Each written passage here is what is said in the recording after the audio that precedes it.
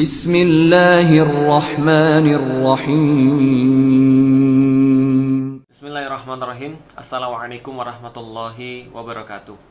Alhamdulillah, puji dan syukur senantiasa kita panjatkan kepada Allah Subhanahu wa Ta'ala, Zat yang Maha Mulia yang telah menghidupkan kita, dan tentu saja kepada Allah kita akan dikembalikan pada satu saat yang tidak ada keraguan di dalamnya.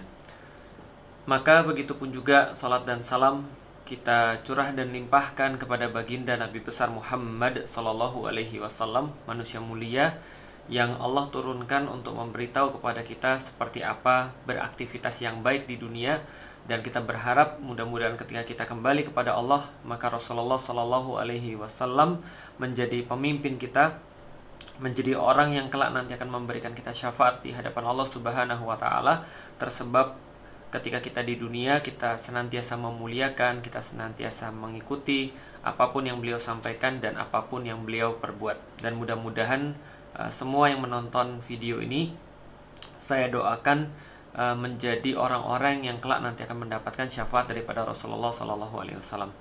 Baik teman-teman sekalian yang insya Allah dirahmati Allah, pada hari ini kita coba akan membahas tentang radikalisme oknum.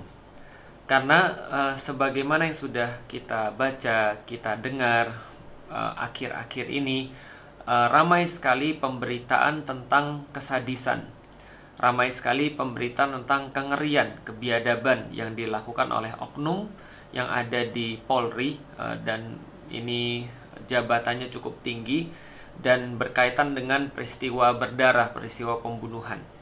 Nah, di sini teman-teman ada satu hal yang pengen saya sampaikan. Karena kalau teman-teman juga masih ingat, dalam channel ini membahas banyak sekali tentang radikalisme, radikalisasi, ataupun segala macam yang berkaitan dengan itu. Maksud saya adalah ketika kita berbicara tentang program yang digadang-gadangkan, yang dibesar-besarkan oleh pemerintah pada saat ini adalah programnya namanya deradikalisasi. Karena seolah-olah yang menjadi problem terbesar bangsa ini adalah radikalisme. Maka sebagai kampanye tandingan atau sebagai narasi yang juga diharapkan bisa mengcounter daripada radikalisasi ini, digelontorkanlah narasi semacam deradikalisasi atau NKRI harga mati, atau saya Indonesia, saya Pancasila, dan seterusnya. Segala macam yang seolah-olah ingin menyampaikan kalau andaikan kamu nggak mau radikal, kamu harus balik lagi ke Pancasila, balik lagi ke Indonesia, balik lagi ke toleransi. Dan seolah-olah radikalisme ini dikaitkan dengan agama. Maka kalau berbicara tentang deradikalisasi, biasanya sasarannya adalah tokoh-tokoh ulama, sasarannya adalah masjid, sasarannya adalah sekolah-sekolah Islam, ataupun segala sesuatu yang berkaitan dengan Islam. Seperti apa? Misal beberapa waktu yang lalu ada radikalisme good looking misalnya. Hati-hati dengan para tahfiz, hati-hati dengan sekolah-sekolah yang dari awal sudah mengajarkan intoleransi dengan apa namanya, ya bahkan ini ya, salam Quran itu ya, atau salam Islam itu ya. Jadi ya kayak gitu-gitulah pokoknya, tepuk anak soleh, kayak gitu-gitu ya.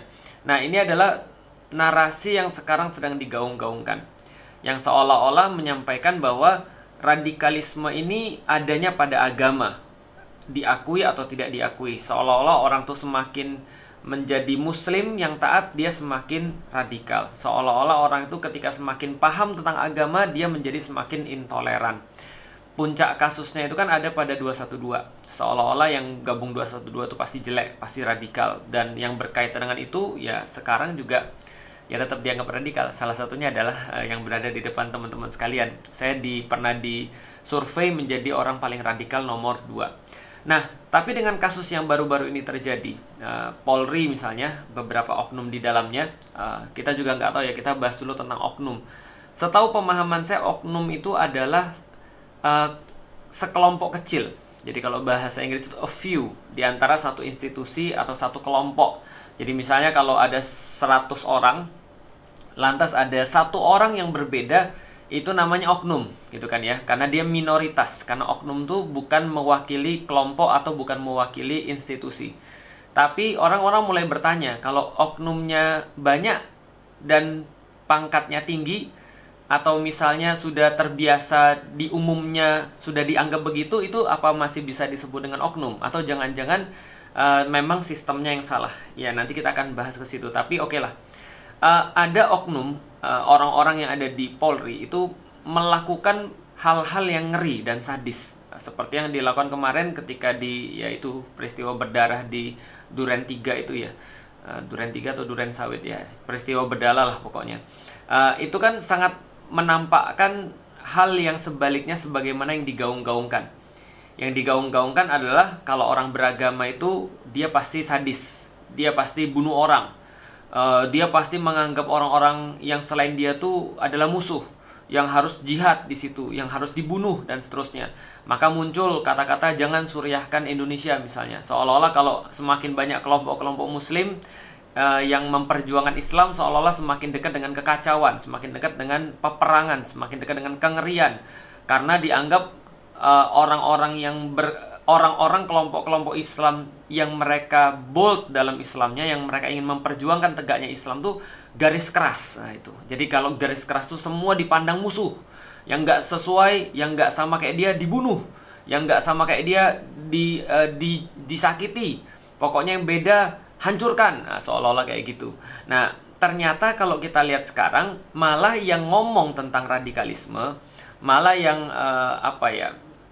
yang koar-koar tentang toleransi, yang banyak ngomong tentang keadilan, justru terbukti berkoalisi, berkomplot untuk melakukan kejahatan. Coba lihat ya. Kalau andaikan orang-orang Muslim atau kelompok-kelompok Muslim, semisal FPI, HTI, Habib Rizik, Felix Xiao misalnya, ya itu kan yang dianggap radikal. Siapa lagi? Ustadz Abdul Somad. Siapa lagi? Ya orang-orang yang semisal dengannya. Pertanyaannya sederhana, pernah nggak kita melihat atau kita mendengar kasus bahwa mereka itu korupsi misalnya, atau maling uang negara, atau misalnya mereka itu ngebunuh orang misalnya, atau mereka itu berkomplot dengan kekuasaan mereka lalu kemudian menggunakan kekuasaan itu untuk menghilangkan nyawa seorang secara sadis? Kayaknya tidak. Kenapa? Sesadis-sadisnya seorang Muslim, ketika dia berpegang pada agama, dan kalau kita bicara tentang kelompok-kelompok Islam, tentunya mereka berpegang pada aturan agama dong. Maka aturan agama itu justru di dalam Islam, kalau dia dipelajari, justru melarang perkara-perkara sadis bahkan pada saat perang. Misalnya Rasulullah itu melarang ketika perang, bahkan ya ketika perang itu memutilasi misalnya, atau mencincang-cincang itu nggak boleh, atau memperlakukan mayit secara tidak sopan, itu juga sudah tidak boleh. Jangankan pada manusia, bahkan Rasulullah berpesan ketika sebelum pergi perang itu jangan potong pohon tempat orang berteduh, jangan membumi hanguskan orang. Jadi ngetrap orang di satu tempat lalu dibakar. Jangan mencincang, jangan mengganggu anak-anak, jangan mengganggu perempuan, jangan mengganggu tokoh-tokoh ulama dan mereka yang tidak terlibat dalam pertempuran. Itu nasihat Rasulullah SAW. Mereka terikat dengan itu. Tapi orang yang nggak belajar agama ini bisa sadis-sadisnya. Ya seperti yang kita lihat itu. Sehingga kalau bicara tentang radikalisme, bicara tentang intoleransi, justru kalau kita lihat yang sekarang, orang-orang yang paling sering ngomong tentang intoleransi, orang yang paling sering ngomong tentang deradikalisasi, orang yang paling sering ngomong tentang ekstremisme, garis keras, justru mereka inilah yang menunjukkan sekarang perilaku-perilaku yang justru mereka omongkan sendiri. Misal, ada orang bilang, kami menolak intoleransi, kami menolak hate speech, padahal dia sendiri nggak bisa menerima perbedaan pendapat di antara agamanya sendiri.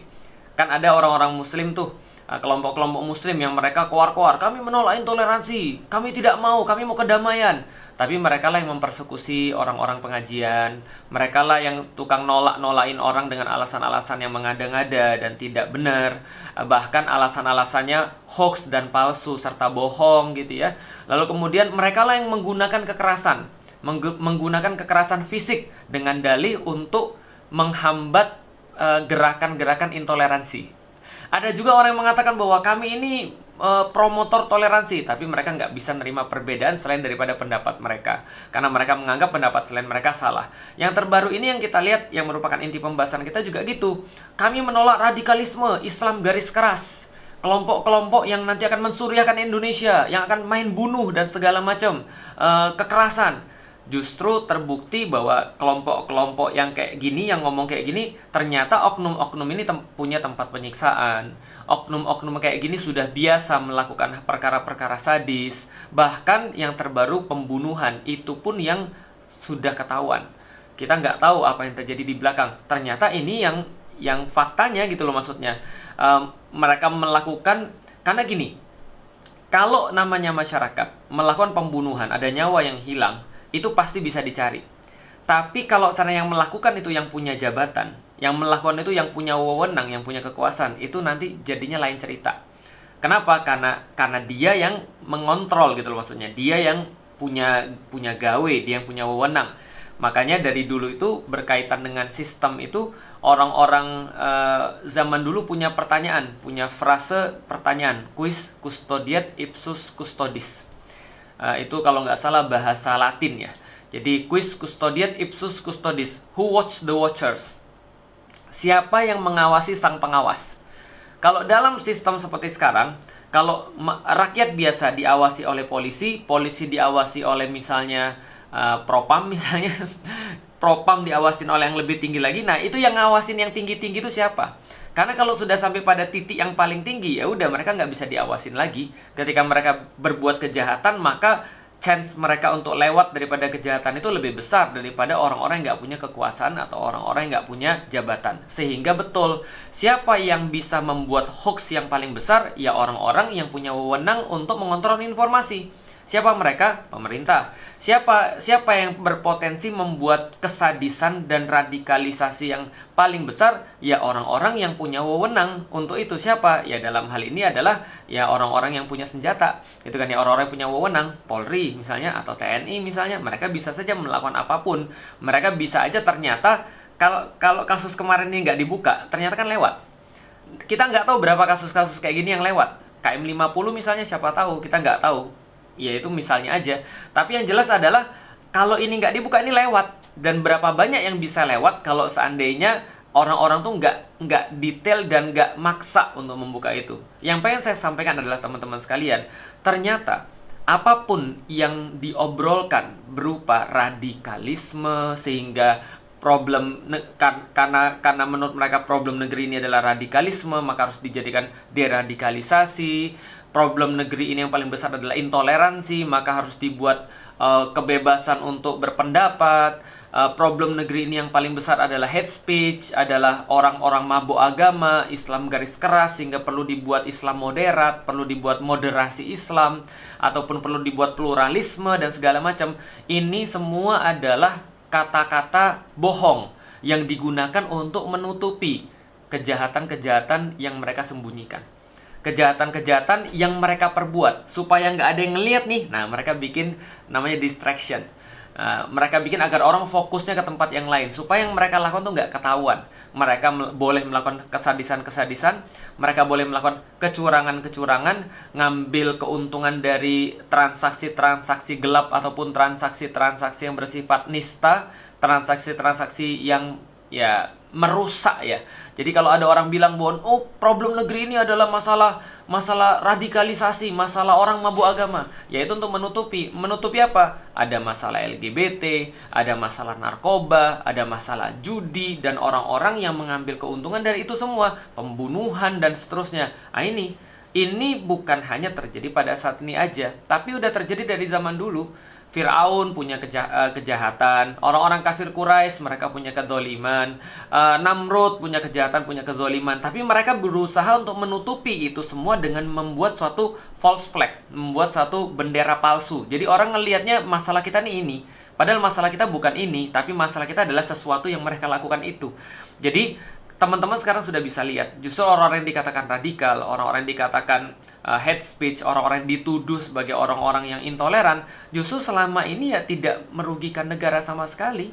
mereka tidak pernah atau tidak mungkin, kalau bahasa saya, melakukan peristiwa-peristiwa yang bersifat sadis. Karena di dalam agama itu kalau orang ngerti, justru dia tidak boleh berbuat kekerasan. Memperjuangkan Islam itu tidak boleh menggunakan anarkis, memaksa aja nggak boleh, apalagi menggunakan anarkis atau fisik.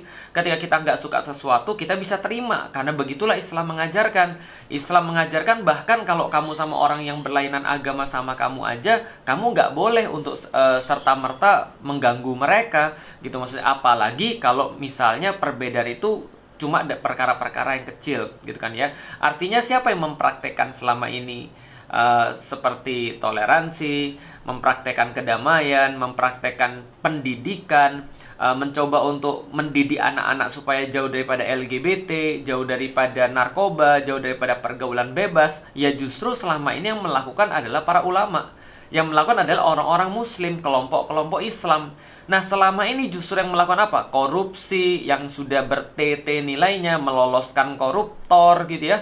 Lalu kemudian membunuh secara sadis, lalu membuat orang susah, curang dalam kekuasaan, penyalahgunaan jabatan dan wewenang, lalu kemudian tidak amanah, berbohong dan seterusnya. Siapa yang melakukan? Justru orang-orang yang menganggap bahwa problematika umat itu, problematika negeri itu adalah tadi radikalisme, intoleransi, hate speech dan seterusnya. Untuk apa? Untuk nutupin borok-borok mereka, untuk nutupin kejahatan-kejahatan dan kezaliman-kezaliman mereka, sebagaimana yang pernah dilakukan oleh orang-orang pada zaman dahulu. Jadi teman-teman sekalian, ini cuma sebuah edukasi bagi kita, bahwasanya apa yang terlihat oleh mata belum tentu yang terjadi yang nyata. Makanya Allah Subhanahu wa Ta'ala itu menasihati kita dengan sebuah ayat yang sangat indah. Allah sampaikan bahwasanya orang-orang munafik, ya. Jadi ada 3 tipe orang. Pertama orang mukmin, yang kedua orang kafir, tapi yang paling berbahaya, yang paling banyak Allah ingatkan kita justru adalah orang munafik. Orang munafik itu Allah sampaikan di dalam Al-Quran adalah wa minan nasi may yaqulu amanna billahi wa bil yaumil akhiri wa ma hum bimumin.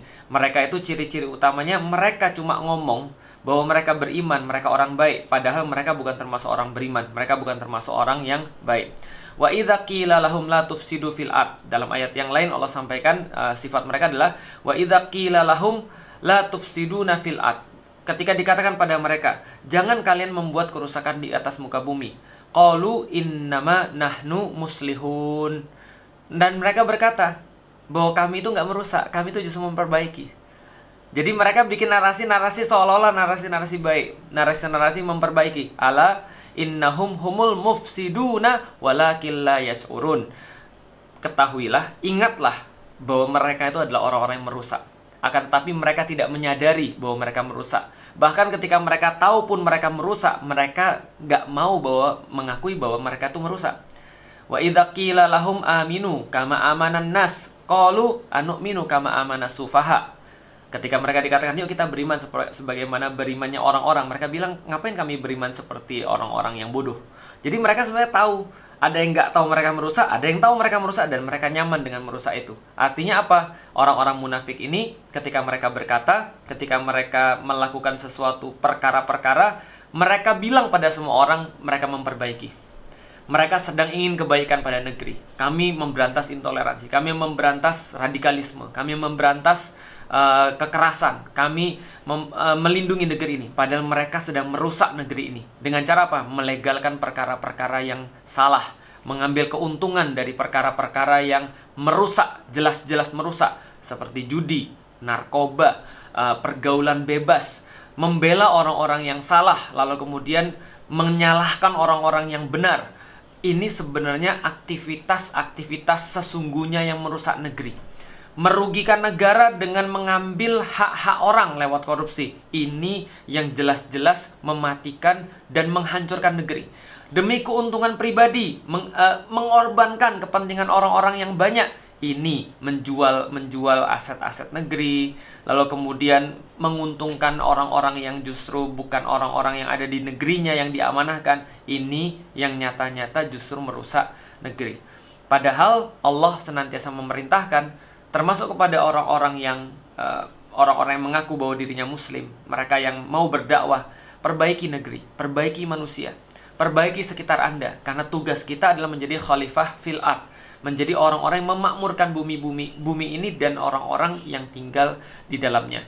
Demikian teman-teman sekalian, semoga ini menjadi sebuah kebaikan, semoga ini menjadi sebuah pencerahan tentang radikalisme oknum. Bahwa selama ini ada oknum-oknum yang katanya oknum ya, ternyata jauh lebih radikal. Ternyata jauh lebih mafia. Ternyata mereka itulah yang merencanakan, mereka itulah yang berkomplot, mereka itulah yang punya kekuasaan, punya segala macam fasilitas, punya segala macam apapun yang mereka perlukan untuk melanggengkan. Bedanya adalah yang dituduh ini, dituduh radikal, dituduh intoleran, ternyata tidak, mereka melakukan demi Allah. Mereka melakukan karena Allah. Sedangkan orang-orang yang punya kekuasaan, mereka punya kekuasaan, punya uang, punya segala-galanya, punya kekuatan, tapi mereka melakukan untuk kepentingan dirinya sendiri, untuk hawa nafsunya. Na'udzubillahi min zalik. Mudah-mudahan kita terhindar dari semua itu. Bayangkan, gimana kalau seandainya yang melakukan itu adalah kelompok muslim yang dituduh. Kayak FPI misalnya, ternyata dia menyiksa orang, membunuh orang, ditembak kayak gitu, terus merekayasa bukti, dan ternyata yang berkomplot itu adalah 34 orang atau lebih daripada itu. Lalu kemudian orangnya meninggal, nggak boleh diperiksa dan seterusnya. Kalau yang melakukan itu kelompok muslim, kira-kira gimana? Inilah contohnya ketidakadilan tadi, yang sudah jelas-jelas melakukan, dan ini besar sekali kelompoknya, besar sekali kemudian pengaruhnya, tinggi-tinggi sekali jabatannya. Ini tetap oknum. Ya nggak apa-apa. Mudah-mudahan Allah memberkahi negeri ini, Allah memberikan kebaikan pada negeri ini, Allah memberikan kepada kita juga orang-orang muslim kebaikan-kebaikan, dan Allah mudah-mudahan Allah menegakkan keadilan, sesuatu yang sangat sulit didapat. Mudah-mudahan doa-doa kita ini menjadi doa-doa yang diijabah oleh Allah, agar Allah memperbaiki dan Allah membuka seluruh kezaliman yang ada di negeri ini dan memperbaiki negeri ini sebagaimana yang pernah terjadi di zaman Rasulullah SAW. Assalamualaikum warahmatullahi wabarakatuh.